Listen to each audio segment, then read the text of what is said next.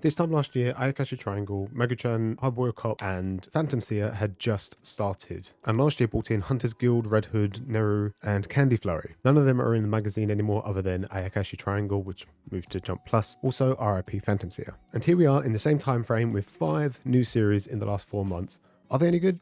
I don't know. I'm not an editor, I'm just a mass consumer of manga. All I know is that despite its hiatus, Ruri Dragon is still just as popular, with 60% of Jump readers noting it as their favourite new series. Plus the books have been selling out non-stop on day one. Super Smartphone started off very intriguing, but I think it's diverted from its original premise of Q wanting to find out what happened to his dead sister. I guess it was never going to be straightforward, with most of the smartphone features being locked. I wouldn't say it's boring per se, but the pacing has been quite slow from the get-go. It has gotten better, but I feel like the first arc was a little bit longer than it needed to be. I mentioned before that Aliens area reminds me of Men in Black, and other than the first few chapters, which included battles with some hostile aliens, it's been pretty calm. We've been learning about different aliens who wish to live on Earth, the equipment that the main characters use, and recently an opposing organisation has been introduced, giving the series a little bit of mystery. Still not as battle orientated as some of the other series, but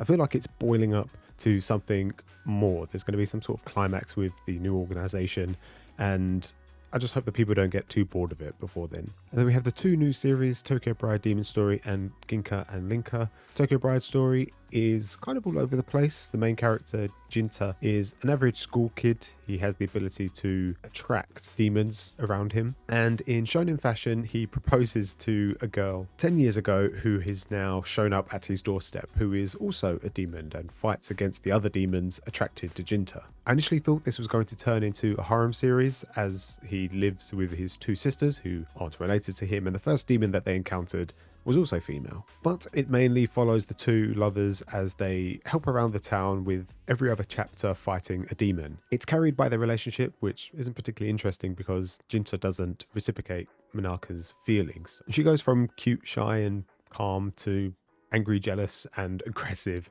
in a blink of an eye, and it's too often for it to actually be considered a good gag. I don't know where to put this one. It's kind of a light action, romance, demon slayer kind of series. Ginka and Linka, on the other hand, is very enjoyable. Sorcerer and Sorcerer's Apprentice go out on a quest to find their original bodies. Ginka, for some reason, is a snowman and makes for very good comic relief. The magic hasn't really been explained, but then I guess it's just magic, so it is what it is. It's a fantasy series, so the world building will play an integral part to the storytelling. As long as it's done well, I think it could stick around for a little while. There's no clear destination for the 2 at the moment. They just kind of travel from place to place, and I think it's probably going to get a little bit more intense down the line. They'll probably add some sort of, I don't know, rival or some sort of, I don't know, organization or something.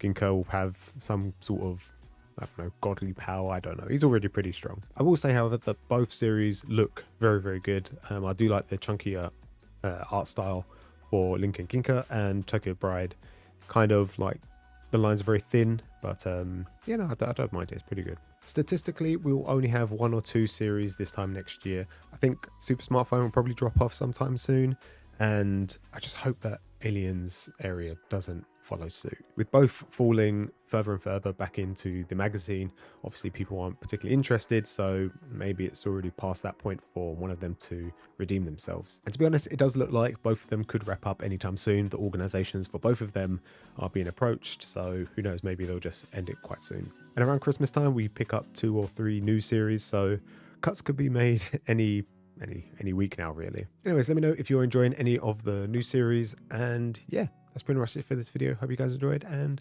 I will see you next time.